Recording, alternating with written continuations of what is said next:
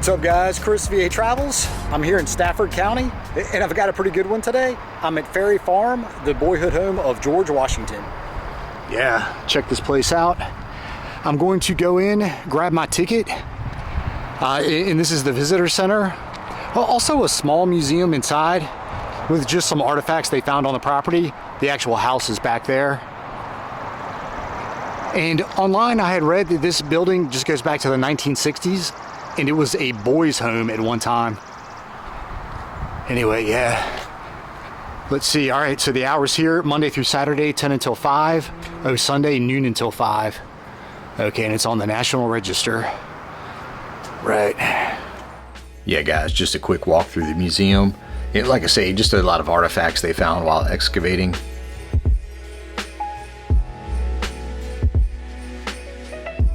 Oh, cool. All right, some items that may have been used on George's horse and most likely come from one of his father's iron furnaces.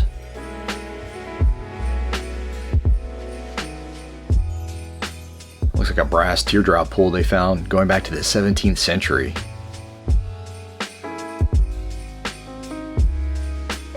And these are wig curlers they found. Yeah, off a men's powdered wig. And I'd always heard that George wore his hair natural, so maybe these were Augustine's.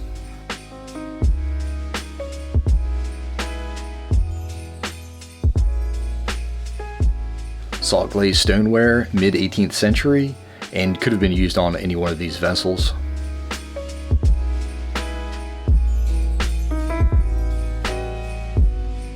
Here's the Washington family tree.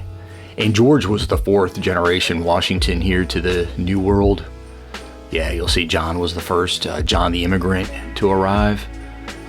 Settled down there at Pope's Creek off the Potomac.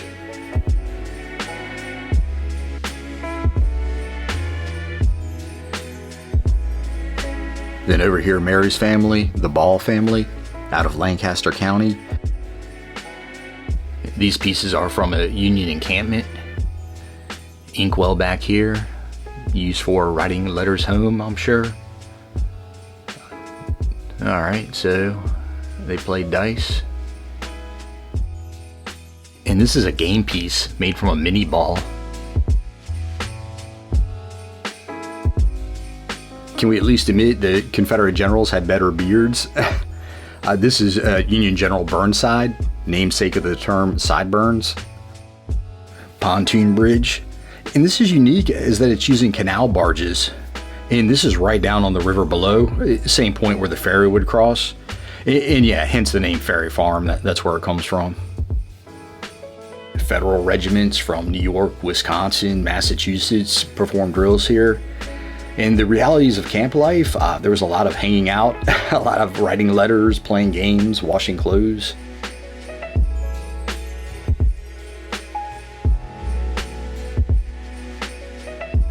Former slaves crossing the river, Union soldiers to the left. And I'm not sure this is the Rappahannock. If so, maybe it's in August when it was really, really low. Tobacco pipe, and that face is of President Ulysses S. Grant. And this would be pig iron. And good chance it was produced at the Principio Furnace in Maryland that was owned by Augustine Washington. And anybody from the area would be familiar with Colonial Forge High School, and that's named after a forge nearby that was owned by Augustine.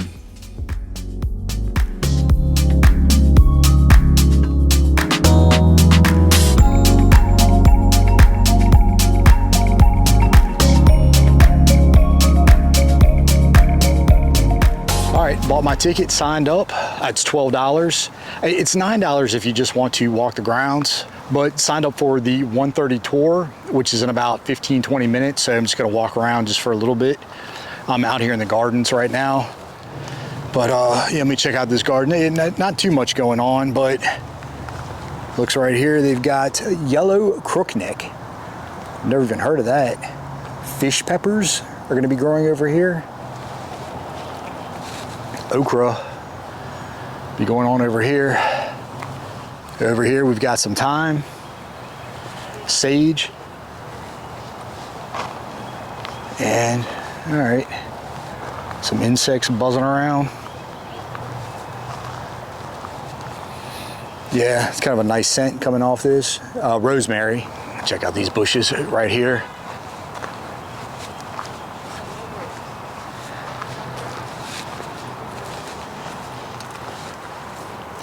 Wine berries and some witch hazel over here.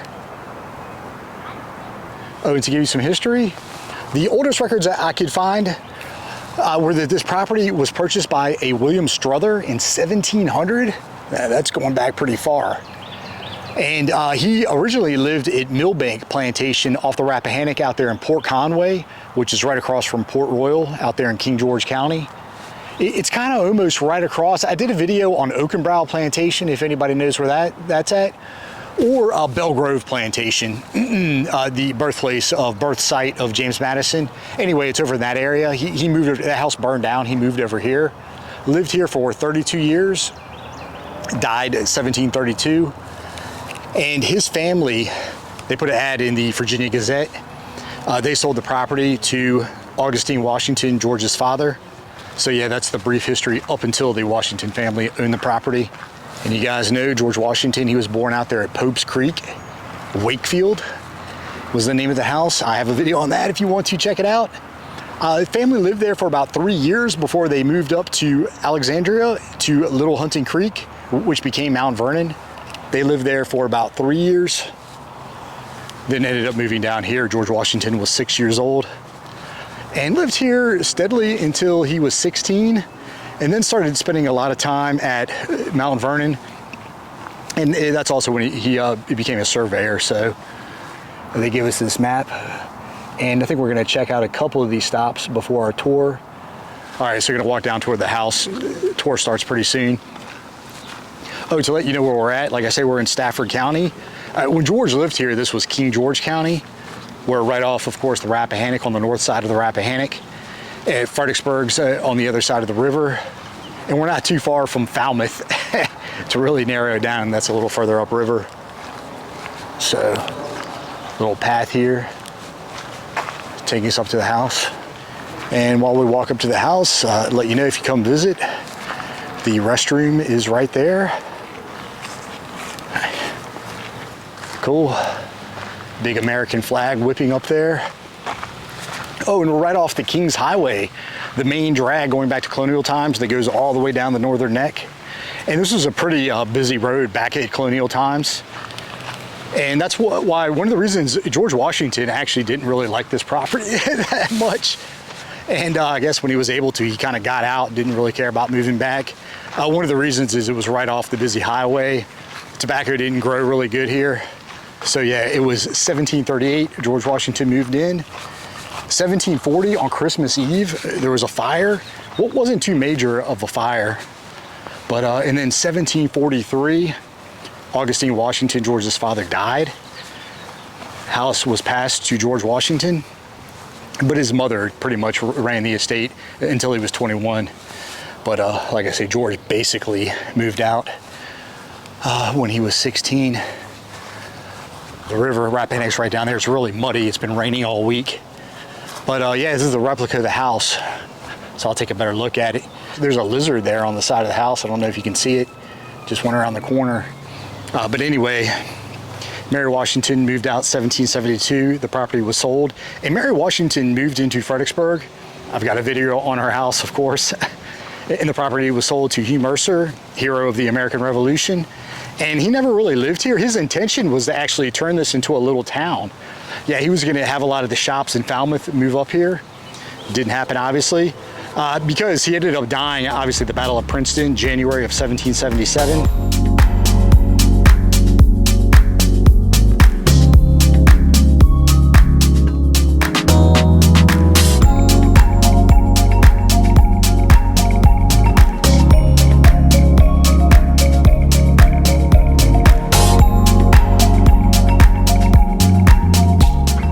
So it looks like they're doing some archaeology work over here. Everything's covered up.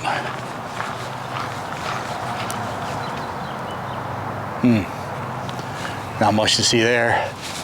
Okay, headed up to take the tour. Hopefully I can film inside. If not, maybe I'll find some pictures online. But I'll tell you also real quick that the Mercer family owned the house up until 1826. 1833, it was written that the house was in ruinous condition, and then in 1850, a new farmhouse was built on the property. Yeah, cabin over here. Okay, it says this is the cellar house, and there's a plaque right there. I'm gonna have to, after the tour, walk over and read that. But here we go, meet the group. So you find remains of things like cherry pits, Rappahannock oyster shells, broken pottery. We find that this is where they empty their chamber pots. All right, guys, made it inside. And this is the bedroom of George's parents, Augustine and Mary. And they know what was in the room from an inspection that was done by a probate officer after Augustine had died for the will purposes.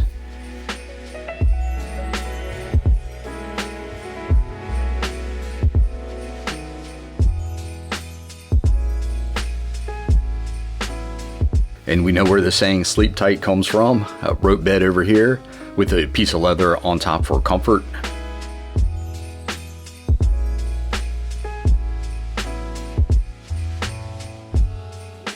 This is actually pressed tea leaves. It's black tea. You can smell it. It's actual tea. It's heavier than you would assume for something made of leaves.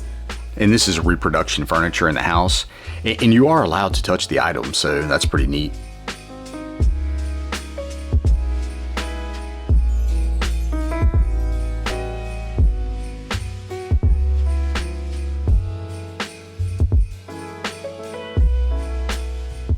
This is a Bartman jug, pretty much the water bottle of the 1700s.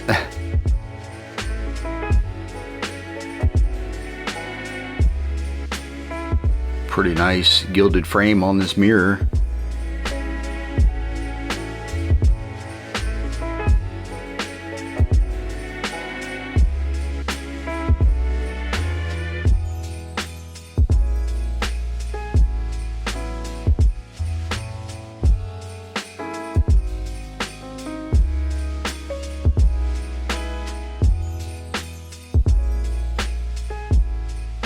Take a look down in the basement, and you can still see part of the original foundation. Yeah, and this new house is pretty much on stilts.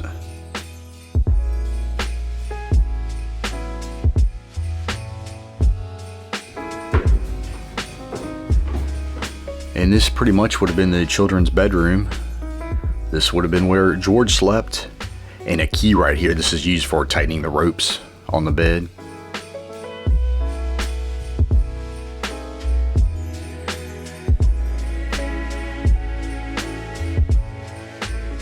Great view.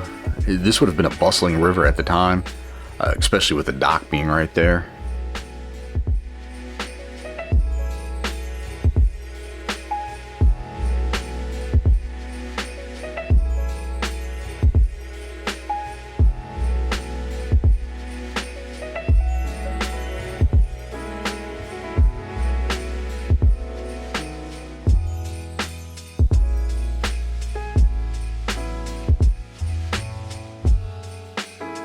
And back here, this was called the lumber room, and just, I guess, kind of maybe a spare bedroom, but also used for storage.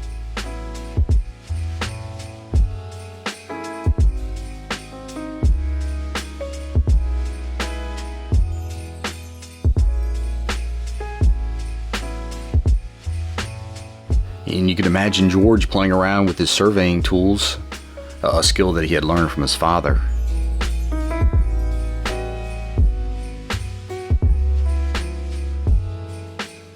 Busy desk over here.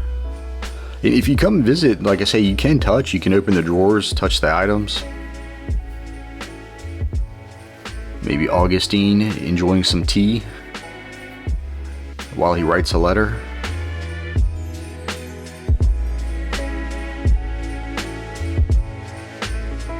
You could imagine they might have been serving some fish house punch in this bowl.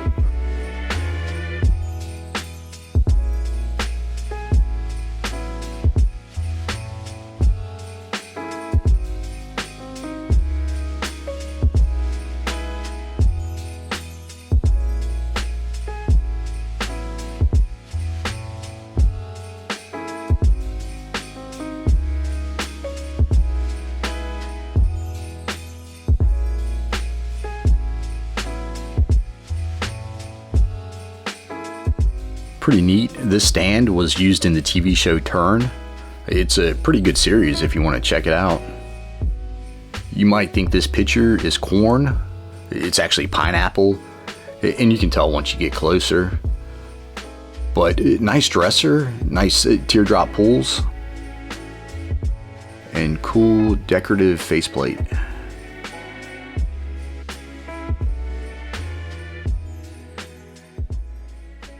All right, just took the house tour and I was allowed to film inside. Yeah, and cool. So I'm just gonna go ahead and walk the grounds. And I found out the white building is original, but it's original to 1870. So, but yeah, over here, a reconstruction of the cellar house. And it looks like it just stored vegetables, fruits, preserved foods. I don't know if this was just a little garden over here. Oh, and also found out, this is pretty cool, King's Highway. I thought it would be named after one of the King Georges, but no, it's named after Robert King Carter, who lived way down at the very end of the Northern Neck. So pretty interesting. I don't know what this is. She never mentioned it, so I don't know if it's all that important. All right, and I'll tell you, there was a midden out here, and that's where they basically threw their garbage. So yeah, they found a lot in this area. Over here, the blue tarp would be, they think, the remains of a house that was built on the property after the Washingtons had lived here. And the black tarp would be the old kitchen. And yeah, after they finish doing their archaeology work, find all that they need to find, they're going to build, once they get the funds, replicas of the kitchens at all the different outbuildings. I'll also tell you that this building was open to the public in 2018. So I guess it was built 2016 or 2017. And the remains of the house were discovered, or at least announced to the public, in 2008. There you go. And over here, replica of an old slave cabin. Now eventually you're going to be able to go inside, as well as the cellar house. And yeah, we're gonna see some osprey and maybe some bald eagle flying around. And they're both, I guess, apex predators. They don't like each other, so either one's gonna be out or the other's going to be out. So here it is. Yeah, just a one chimney house. Let me see what this says. It says excavations revealed a subfloor pit, quantities of nails, shards of ceramic and glassware, as well as a variety of small metal and bone artifacts have been found. I didn't ask what this may have been, but obviously another outbuilding sat right here. And let me see what this is.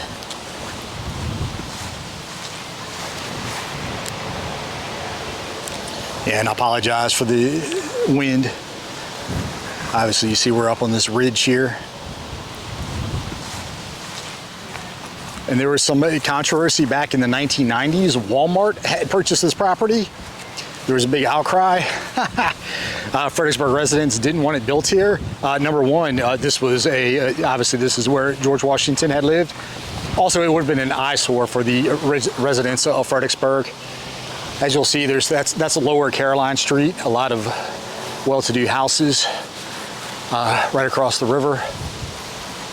And so luckily it was shot down, and Walmart was built a little further down the King's Highway, Route 3. And we're also gonna have the Ferry Road over here. And that was a road they used during the time. It's also the road where Union troops who camped out here 62 into 63. But before the Battle of Fredericksburg, December of 62, they used that road to go on down to cross the Rappahannock and go into Fredericksburg.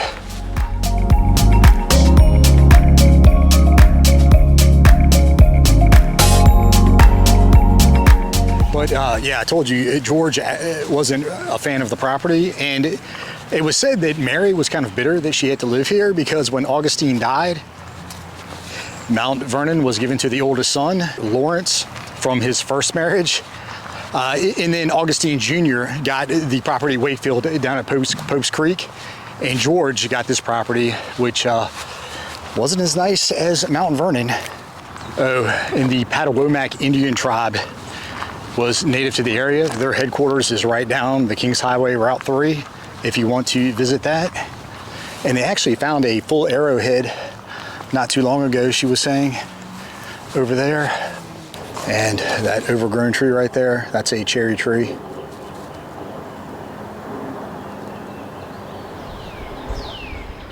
All right, and I'll tell you the famous story that occurred here about George cutting down the cherry tree, or supposedly cutting down the cherry tree. The story goes that when George was 6 years old, he had received a hatchet as a gift from his father. He had used it to cut down his father's favorite cherry tree. So when his father confronted him and was angry, George confessed and said he had cut it down. So instead of his dad being mad, he gave him a hug and was happy with his honesty. He said it was worth more than 1,000 trees. And the story is most likely not true.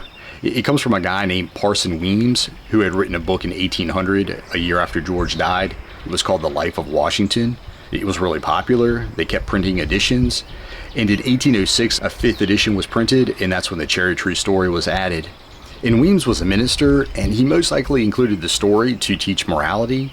And when asked, he said he had gotten the story from an elderly lady who was friends with the family, but there's no proof of her existence or anybody saying that. Oh, and side note, Abraham Lincoln, while speaking to the New York Senate after he was elected president, said he had read a number of books growing up that had influenced him, and he had said that The Life of Washington was one of them. The Rappahannock River was a lot wider at that time. This would have been the river basin, and I'm not sure how far up it would have come. But yeah, like I say, some pretty nice houses on the other side of the river. Yeah, shad are running right now, so you might see an osprey or a bald eagle dip down and grab one. Came down here to the other side of the river to tell you the story about how George was robbed while he was skinny dipping. His clothes were stolen. And there you'll see the house back there. And we're down here at the city docks, and this is where the ferry had crossed over. Again, that's the namesake for Ferry Farm, and the Washingtons had nothing to do with the ferry. But yeah, this is where it occurred. George was down here. Some accounts say that he was bathing, others say that he was skinny dipping. Ann Carroll and her friend Mary McDaniel stood trial for suspicion of felony for stealing George's clothes while he was skinny dipping. There's the train.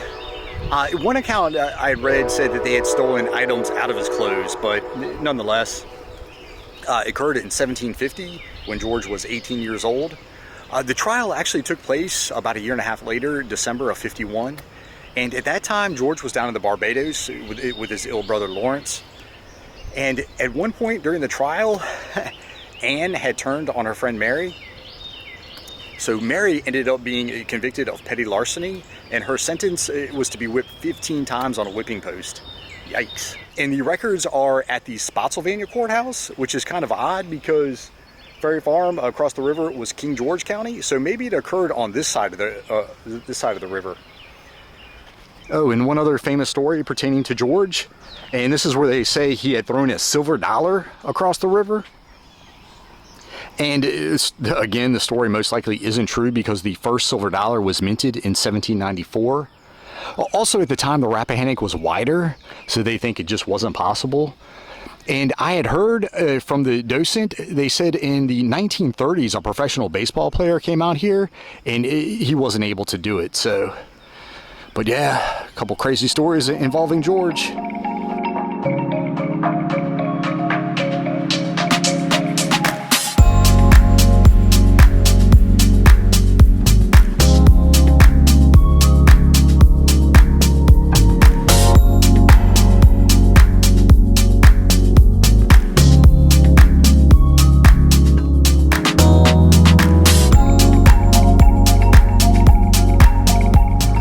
Wanted to tell you about a murder, a slave murder. Enslaved individual named Tame, T-A-M-E, was murdered by another slave named Harry. Occurred in 1750. And they think, and there are no records on what actually happened. The murder is recorded at the King George County Courthouse. No records on how it was instigated, what exactly happened. And they think that Tame was owned by Mary.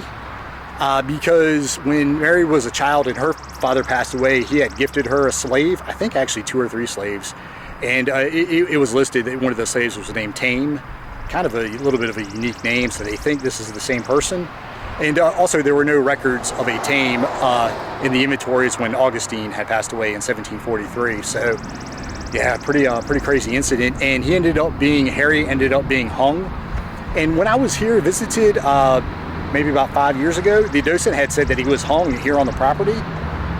And then there was some controversy afterward, whether or not Mary could handle slaves, I guess, just being a female, I guess. They thought maybe she couldn't handle things. But yeah, sad story, murder here at Ferry Farm.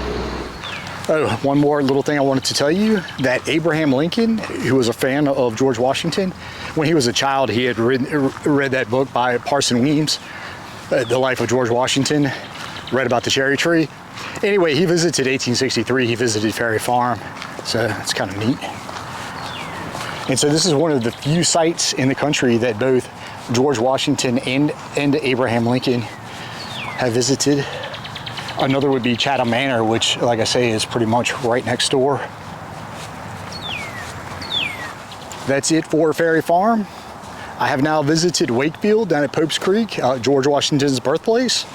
I've now visited his boyhood home and need to make it up to Mount Vernon. Need to make it happen, hopefully this summer maybe. But yeah, big one on my bucket list. So anyway, guys, I'm gonna get out of here. As always, like and subscribe. See you on the next one.